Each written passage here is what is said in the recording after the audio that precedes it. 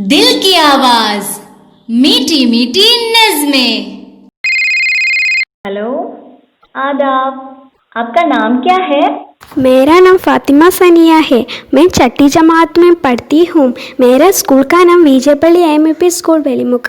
झूमें खाए वो सहीले चूला चूले खेत खुशी के मिलकर गाए। वो सहीले चूला चूले खेत खुशी के मिलकर गाए। फूल खाली है रंग बिरंग चंबा गेंदा और चमेले।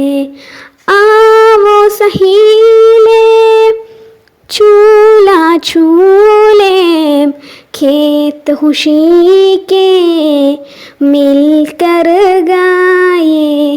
पेड़ दिन पर हम चूला चूले झूला चूले चूमे खाए।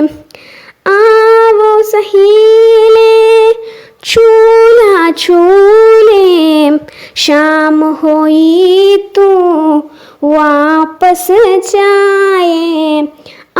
वो सहीले चूल्हा चूले खेत खुशी के मिलकर गाए, मिलकर गाए। शुक्रिया। दिल की आवाज में फोन करने के लिए बहुत बहुत शुक्रिया।